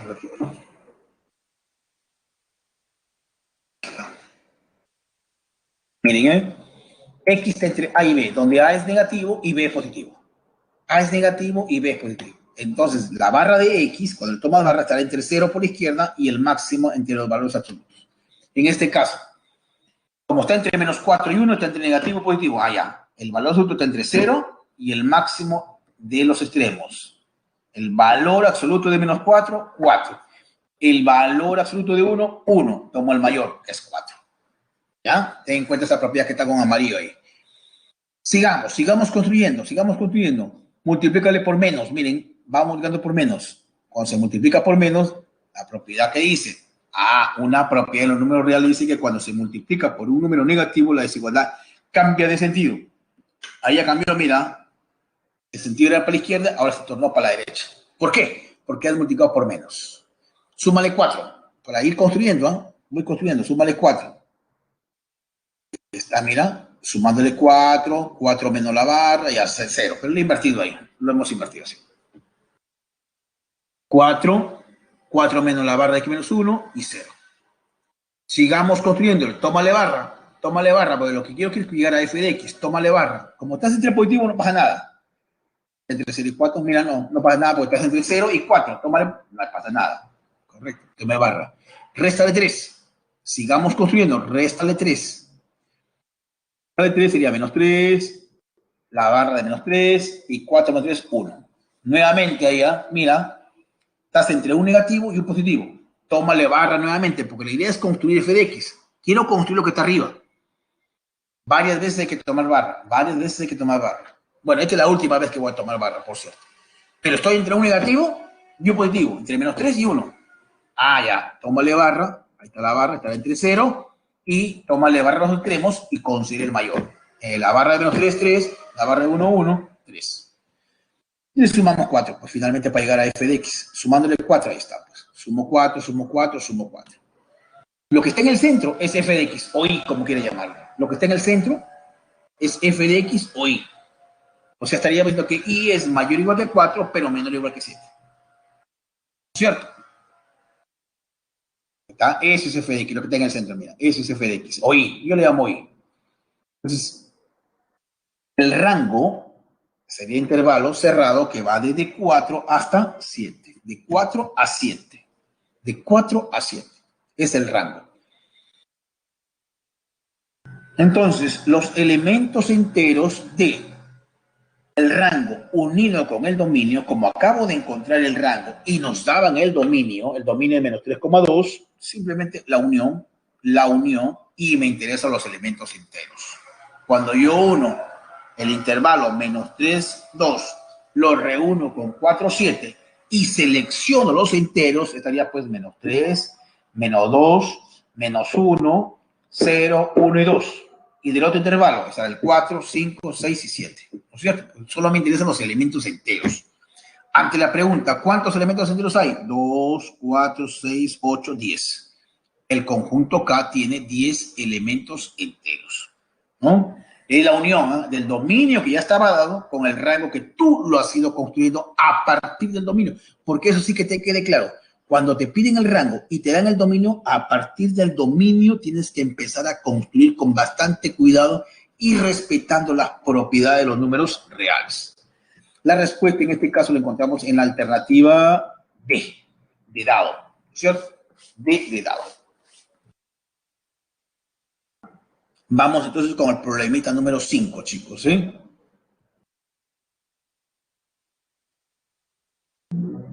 Dice, en la tienda tecnológica se vende una marca de tablet del mismo modelo. El gerente de dicha tienda estima que el ingreso en soles que obtiene al vender K tablets está modelado por, ahí está la fórmula matemática que está representando el ingreso. Si se vendiera 24 tablets, esta tienda obtendría un ingreso de 25.440 soles. Y su máximo ingreso lo obtendría al vender 65 tablets. No te dan el ingreso máximo, es decir, que el ingreso máximo lo obtendría cuando se vende 65 tablets. Pregunta, ¿cuánto es el ingreso que obtiene esta tienda tecnológica cuando se vende 15 tablets? Bien, ahí me dan el ingreso, ¿eh? Ahí me están dando el ingreso, ¿correcto? Si se vendiera 24 tablets, o sea, cuando K vale 24, obtendría el ingreso de 25.440. Por ahí empiezo, me parece, ¿eh? Esta es la ecuación del ingreso que me la dan. Eso me lo dan. K es el número de tablets vendidas. Se sabe que Cuando se venden 24 tablets, el ingreso, dice ahí, es de 25.440. ¿Pero quién es I de 24? Reemplaza nada más, pues en lugar de K, el 24. ¿No? 24 al cuadrado por A más B por 24. Ahí está. Y haciendo los cálculos, obviamente, te va a quedar una ecuación en términos de A y B. Ya simplificado, te quedaría entonces 24A, dividiendo todo entre 24, te queda 24A más B es igual a 1060. Primera ecuación. ¿Qué relaciona A y B? Para empezar. ¿Qué más tenemos? Dice que el ingreso se hace máximo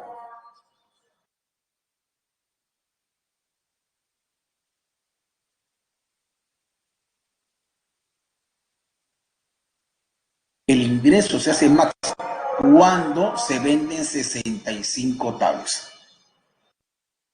Ojo. Entonces, el valor de K genera el ingreso máximo. ¿Y cuál es K? 65.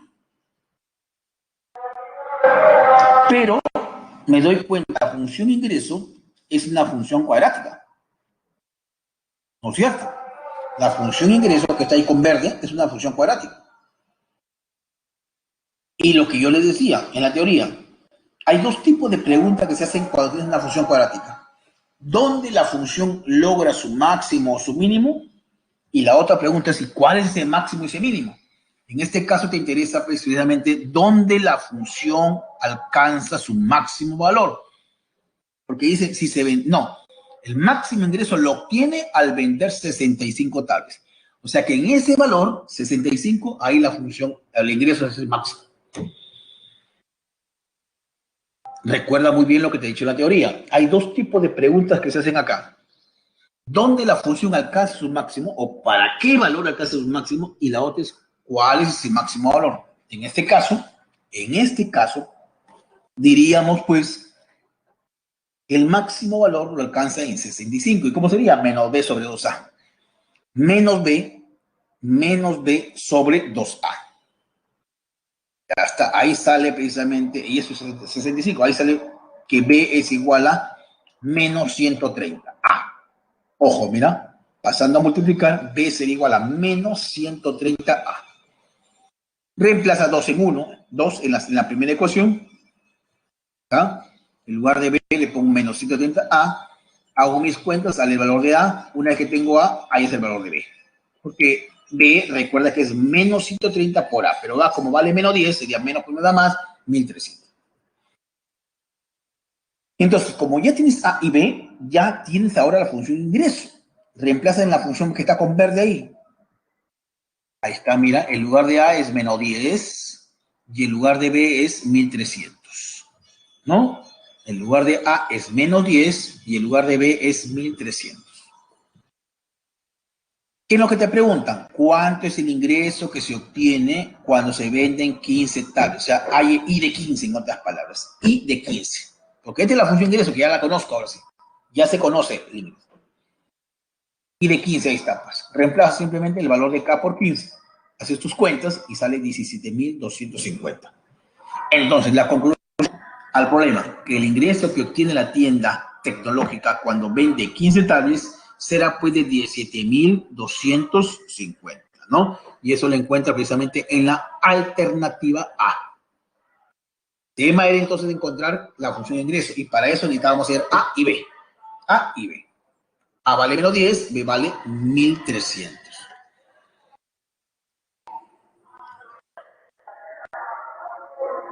Vamos al problema número 6. Veamos el problema 6, chicos, ¿sí? ¿Qué nos dice el problema 6? A ver.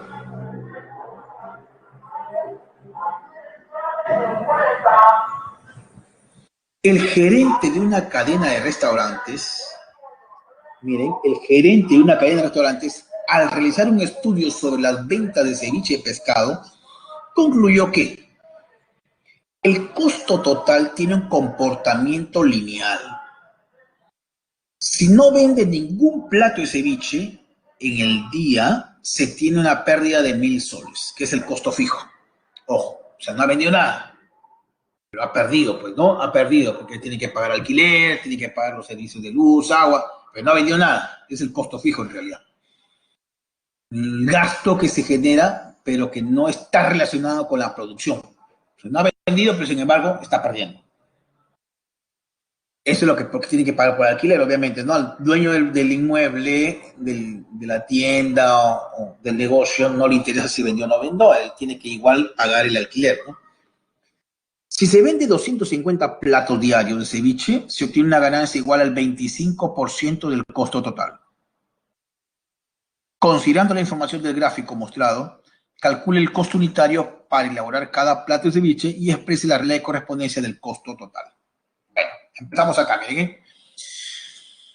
Tenemos una gráfica que está representando, mira, lo que está en el eje X es la cantidad de platos de ceviche vendidos. Y lo que está en el eje Y es el ingreso por la venta de platos de ceviche. Esa gráfica está representando cantidad de platos de ceviche vendidos con ingreso. ¿Ya? Ahí por lo menos puedo identificar que cuando se vende 200 platos, el ingreso es de 6.000 soles. Mira, si vendo 200 platos, el ingreso es de 6.000 soles. Esa es la interpretación que le puedo sacar de esa gráfica, ¿no? Lo demás también, si no vende nada, si vende 0 platos, 0 ingresos, pues. Porque está en el 0,0. Pasa por el 0,0. Bueno. El enunciado del costo fijo es 1.000 soles. Ya, eso lo dice ahí bien claro. El costo fijo es 1.000 soles. P para mí va a ser el precio de venta de cada plato de ceviche y Q es la cantidad de platos de ceviche. P y Q. P es precio, Q es cantidad. ¿Han visto? Bien. Se sabe que el ingreso obtenido es precio por cantidad. Claro, es que si yo tengo 3 celulares, 3 lapiceros y los quiero vender a 5 soles cada uno, ¿cuál va a ser el ingreso que voy a obtener? 3 por 5, 15.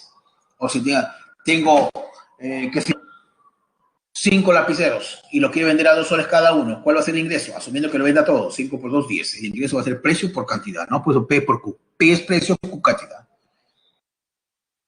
El gráfico se observa, como decía, pues, que el punto o el par 200,6.000 pertenece al gráfico del ingreso. El gráfico, ¿se acuerdan del gráfico cuando les decía, no? Acá está el gráfico, por favor, ahí está, ¿eh? 200,6.000. Y ese gráfico está representando el ingreso, ¿ah? El ingreso. Entonces acá tendríamos, pues, precisamente que, ya reemplazando, el ingreso 6.000 es igual a P por la cantidad. ¿Cuánto es la cantidad? 200. 200 platos. Cuando se venden 200 platos de ceviche, la gráfica decía que el ingreso va a ser de 6.000. Bueno, cancelo 2 ceros, 60 entre 2, 30. P vale 30. Por lo tanto, el ingreso sería 30Q. El ingreso sería P, que vale 30 por Q. Bien. Ahora, la función costo total está representada por, cuando hablamos de costo total, es una suma del costo fijo más el costo variable. El costo fijo ya lo hemos encontrado por ahí, el problema lo dice 1.000 soles, es el costo que no depende de la producción, 1.000 soles. El costo variable también es el precio de costo unitario por la cantidad, ¿no? Es el costo unitario. ¿Cuánto me cuesta a mí? ¿Cuánto me cuesta a mí? Entonces sería el costo unitario por la cantidad. Entonces la suma de esos dos términos me va a representar el costo total. Entonces, luego dice por ahí en una partecita del problema 1, 2, 3, 4, 50 líneas. Si se vende 250 platos, cuando Q es igual a 250, porque Q es cantidad, si se vende 250 platos diarios de ceviche, se obtiene una ganancia, la ganancia va a ser de 25% del costo total. El costo total yo le he llamado CA, C le he llamado el costo total, que es el costo variable más el costo fijo. Ahí está. Entonces, si Q es igual a 250, la ganancia es el 25% del costo total. Pero ganancia, ¿qué cosa es? Ingreso menos costo. ¿Cierto? La ganancia se define así, ingreso menos costo. En lugar de G, reemplazo I menos C, ingreso menos costo. Y arreglando esto, me quedé que el ingreso va a ser igual a 1,25 por C. El menos C lo pasas al segundo miembro de la igualdad. Pasa a sumar, obviamente. El ingreso, ¿quién es? 30Q, ¿no? 30Q es igual a 1,25 y el costo está ahí arriba, es el costo unitario por la cantidad más 1.000. El costo unitario por la cantidad más 1.000, está arriba, ¿no? Entonces, ¿para cuándo se generaba esto? Cuando la cantidad era 250. O sea, en lugar de Q voy a poner 250. Pues porque así lo decía en la quinta línea, ¿no? Si se venden 250 platos diarios de ceviche, se obtiene una ganancia igual al 25% del costo total. Entonces, reemplazo Q igual a 250. 30 por 250 es igual a 1.25, en este caso el costo unitario por la cantidad que es 250 más 1000. Bueno, hacer tus operaciones ahí, hay que hacer cuentas, obviamente, ¿no es cierto? Hay que hacer las 30 por 250, hay que multiplicar 1.25 por 1000 para obtener el costo unitario, pues definitivamente, ¿no? Costo unitario en este caso debería ser de 20 soles. 20 soles. Es parte de lo que preguntaban, ¿no? Miren, en la penúltima línea, calcule el costo unitario para elaborar cada plato de ceviche. Costo unitario de 20 soles. ¿Qué más? Exprese la regla de correspondencia para el costo total. Ah, el costo total, ¿qué cosa era? Costo fijo, que es 1000 soles, más el costo variable. ¿Cómo se define el costo variable? Es el costo, precio de costo unitario por la cantidad. Entonces, como ya tengo el precio de costo unitario, ¿no? El costo unitario de un plato de... ¿Cuánto me cuesta a mí preparar un plato de ceviche? 20 soles. 20 por Q más 1000. Entonces está 20 por Q más 1000. El 20Q está representando el costo variable. El 1000 es el costo fijo. Entonces, ante la pregunta que se están formulando, decimos acá lo siguiente. El costo unitario de cada plato de ceviche es de 20 soles. La regla de correspondencia de ese el costo total viene dado por 20 por Q más 1000. Bien, entonces eso lo encontramos precisamente en la alternativa B de bueno. El costo unitario de cada plato de ceviche y el costo total. Y como repito, es una sumatoria entre el costo fijo, que es 1000, y el costo variable, que viene dado precisamente por la multiplicación o el producto del costo unitario por la cantidad. Bien. ¿Alguna pregunta hasta ahí, por favor, chicos?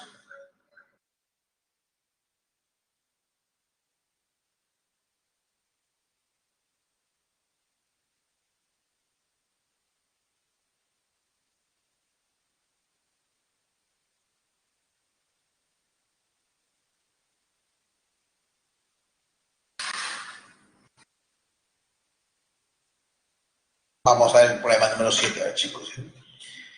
Dice, de acuerdo a la información proporcionada en la figura, calcula el valor de X de modo que el área de la región limitada por el paralelogramo inscrito en el rectángulo sea mínima. El área de este paralelogramo inscrito sea mínima. A menor o igual que B y B menor o igual que 3A. Las alternativas y la gráfica que aparece por ahí, ¿no? Hay una gráfica. En base a esa gráfica, ojo, en base a esa gráfica se dice que hay el valor de X para que el área de esa región limitada por el paralelogramo de esa región sombreada, el área de esa región sombreada, que es un paralelogramo, se dice ahí, sea mínima. Bueno, como el problema dice que A es menor o igual que B, dato del problema, y además se puede ver también de la gráfica que A es mayor o igual que X. A es mayor o igual que X. Y X es obviamente, como es una medida, tiene que ser mayor o igual que 0. Eso no lo da el problema, uno lo desprende de la gráfica. Lo que te da el problema es que A es menor o igual que B y que B es menor o igual que 3A. Eso es lo que te da el problema. Pero ya uno cuando observa la gráfica se da cuenta que el A su vez es mayor o igual que X. Y el X es mayor o igual que 0. ¿Cierto? Entonces sea ese el área del paralelogramo de la región limitada, ¿no? ¿Qué tenemos ahí? Ahí vamos a poner nuestro paralelogramo. Miren, eso es lo que me dan ahí y por ahí puedo establecer que ese es el paralelogramo. Hay algunas medidas por ahí, B menos X, claro, porque todo es B. Y la partecita que está por el lado derecho es X, lo que queda es B menos X. Lo mismo para el ancho, eso es A menos X. Porque todo el ancho es A, abajo hay una pequeña partecita X, entonces lo que queda es A menos X. A menos X. Muy bien. Ahora, de la figura, ojo, el área de ese paralelogramo, así le he llamado yo, el área de ese paralelogramo va a ser igual a el área del rectángulo, ojo, el área del rectángulo que sería A por B, el ancho es A, el largo es B por A o A por B, como quieras, A por B o B por A. Es el área total del rectángulo y le quito esos 4 rectángulos blancos, rectángulos blancos. Porque a mí lo que me interesa es el área del paralelogramo que está sombreado. Pero yo digo, bueno, el área de esa región sombreada yo lo puedo encontrar así. El área de todo el rectángulo y le quito el área de esos 4 triángulos rectángulos. Entonces le voy a quitar menos, ahí está, A por B es el área total del rectángulo, ¿ya? Área total del rectángulo, porque A es el ancho y B es el largo. Le quito acá, por ejemplo, voy quitándole las áreas de esos triángulos rectángulos que están ahí. B menos X por X es el triangulito que está arriba en la parte izquierda, de arriba, es B menos X por X, base por altura entre 2, menos el triángulo ahora que está en el lado derecho, en la parte superior, que es un triangulito de X de base, A menos X de altura. X por A menos X sobre 2, pues ya saben que el área del triángulo se calcula así, base por altura sobre 2. Y bueno, de esa manera voy avanzando. Lo mismo para el otro, ¿no? Para el triangulito que está por acá en la parte inferior. X es la altura, B menos X la base. B menos X por X sobre 2. Y el otro sería, pues, X por A menos X sobre 2. Pero son semejantes. Son semejantes ahí. Ya simplificando, ¿no? Simplificando ahí te quedaría que esto es A por B menos X multiplicado por A menos X multiplicado por B menos X. Porque son semejantes, definitivamente. Bueno, hay que multiplicar acá, chicos. O multiplicar y ordenar. Menos por menos da más, x al cuadrado. Acá también menos por menos da más, x al cuadrado. X cuadrado más x cuadrado, 2x cuadrado. Multiplicamos. Aplicando la propiedad distributiva, vamos multiplicando y ordenando, dicho sea paso. Ahí está ya, ¿no? Miren. Menos a por x, menos b por x, más x al cuadrado sería 2x al cuadrado menos a más b por x más a por b. Ahí está ordenadito ya, ahí está ordenadito. Pero alguien me puede decir, ¿qué cosa está representando S? Ese es el área de ese paralelogramo, muy bien, pero en términos matemáticos, ¿qué representa S? ¿Qué tipo de función sería S?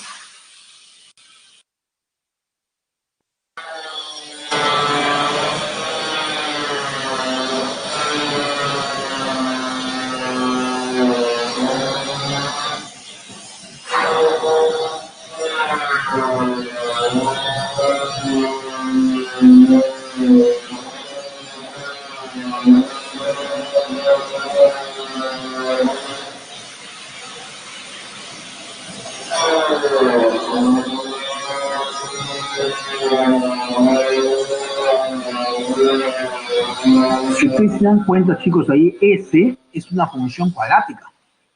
Miren la forma que tiene S. 2x al cuadrado menos a más b por x más a por b. Ahí son números, obviamente, ¿no? Pero ahí no están dando como números, simplemente como letras. Pero son números. Entonces sería 2x al cuadrado menos a más b por x más a por b. Es una función cuadrática, chicos. Es una función cuadrática. Ese es el área. El área está representada por una función cuadrática. Por eso es que el problema te dicen que, y si es una función cuadrática, ¿hacia dónde se abre esa parábola? Porque la gráfica de una función cuadrática es una parábola. ¿Hacia dónde se abre esa parábola? A ver, vamos a ver los comentarios por acá. Hacia arriba, muy bien, Leticia. Hacia arriba, porque A vale 2, definitivamente. Y si se abre hacia arriba, entonces el vértice, ¿qué estaría representando? ¿Máximo o mínimo? El vértice. Ya sé que la parábola está hacia arriba. El vértice, ¿qué estaría representando? ¿Un máximo o un mínimo? Vamos a ver una vez más por acá. Mínimo, muy bien, gracias. Entonces vamos a calcular el vértice. Pues finalmente, ¿no? Yo digo acá completo ya, pues. Como ya me di cuenta que es una función cuadrática, la gráfica de toda función cuadrática es una parábola. Si es una parábola que sale hacia arriba, el vértice es el mínimo. Muy bien. Entonces acá está, miren. S de X es mínimo, o sea, el área, porque el área está representado por S, es cuando X igual a menos B, pero en este caso B sería el menos A más B, pues el menos, que manda la teoría, ojo, lo podemos sacar mejor así, menos, este menos lo pongo por acá.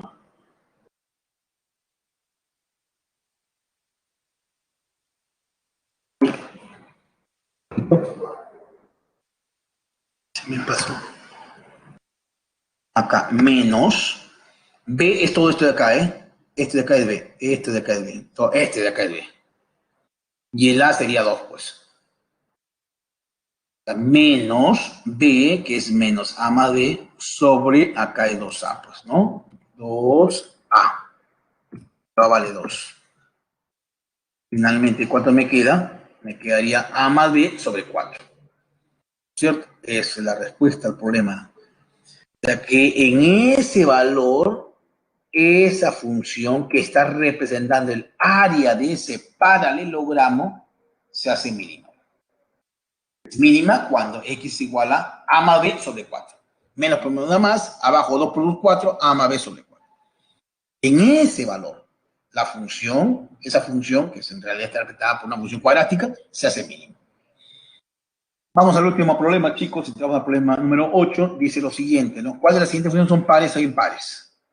Las alternativas, fácilmente puedo darme cuenta que vamos analizando cada una de ellas. En este caso, primero calculo el dominio de la función f. La primera función es f. No hay ninguna restricción, por lo tanto, el x puede tomar cualquier valor. El dominio son todos los reales. No tengo ninguna restricción ahí. El dominio son todos los reales. Entonces, si el dominio son todos los reales, si está x, también está el menos x. Pues, porque son todos los reales. Si está 5, está menos 5. Si está 100, está menos 100. Si está 1000, está menos 1000. No hay problema.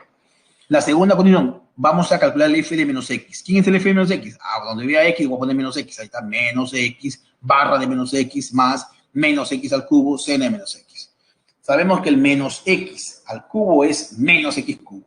El seno de menos x sale el signo, ¿cierto? Ahí está, miren, ahí está. La barra de menos x es x en barra. Menos x lo deja como el menos x ahí. Como repetí ahí, si el menos x te elevado a una potencia impar, sería menos x al cubo. El seno de menos x sale el signo. Con ese menos que estaba afuera se hace más. Entonces me doy cuenta que f de eso no es el f de x. Porque la condición para que sea una función par es que el f de menos x sea igual a f de x. Pero eso no es el f de x. Es diferente. Porque el f de x es x, no el menos x. Es x por la barra de x. Entonces, como no se cumple que el f de menos x es igual a f de x, entonces la primera no es una función par, pues. La primera no es una función par. 2. Vamos a ver. ¿Será función par? Vamos a ver, pues vamos a ver el g de menos x. Primero el dominio. El dominio son todos los reales. No hay ningún problema para x. No hay ningún problema para x. El dominio son todos los reales. Y si el dominio son todos los reales, si está el x, está el menos x. No hay problema. Ahora, apliquemos la definición. G de menos x. Si el g de menos x es igual a g de x, entonces sí es par. Entonces, donde veas x, vas a reemplazar por menos x.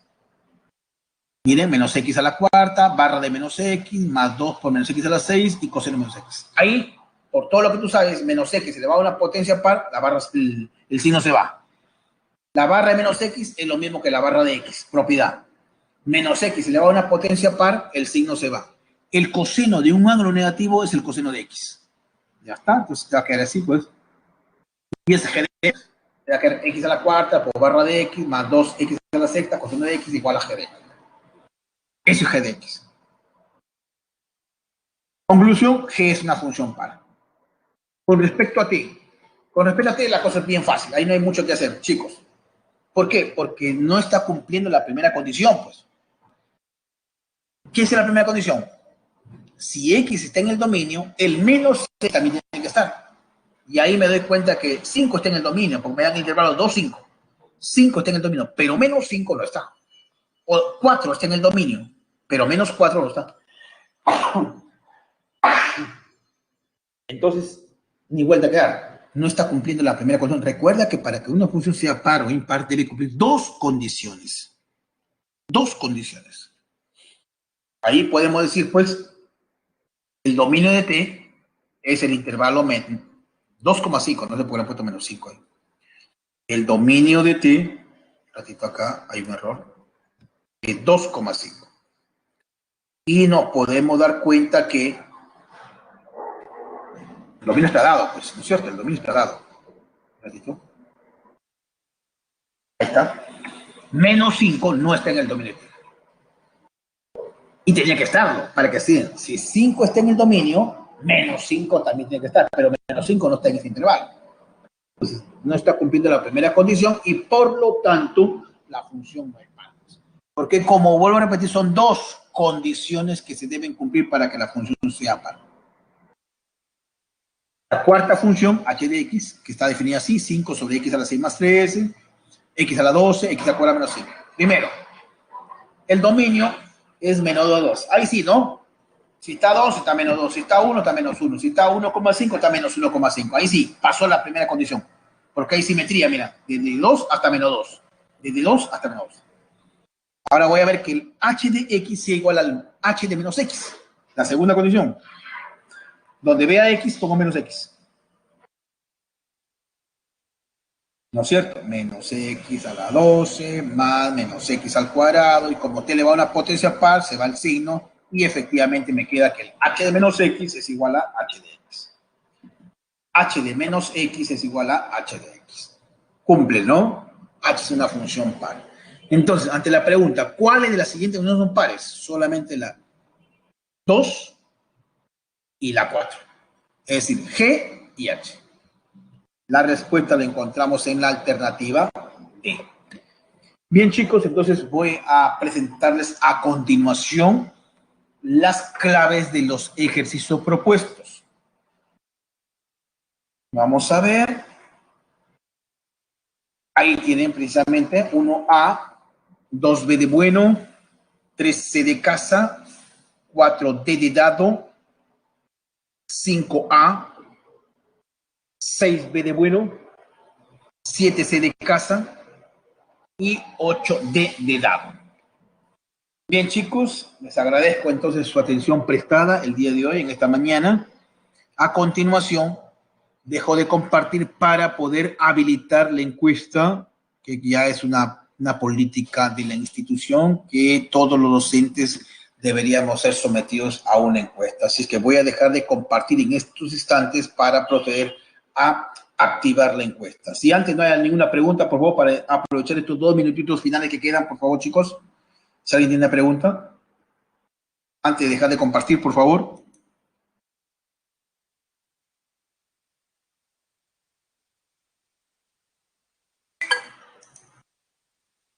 Ok. Bien, chicos, entonces voy a habilitar la encuesta, por favor. Gracias a ustedes, gracias, muy bien. Gracias, chicos. Ahí está la encuesta, por favor. Antes de cerrar, les agradezco una vez más infinitamente su atención prestada y ya nos estaremos reencontrando la próxima semana. La invitación o la invocación, en todo caso, a todos ustedes para seguir cuidándonos. Muy agradecido, chicos. Nos vemos la próxima semana. Hasta pronto.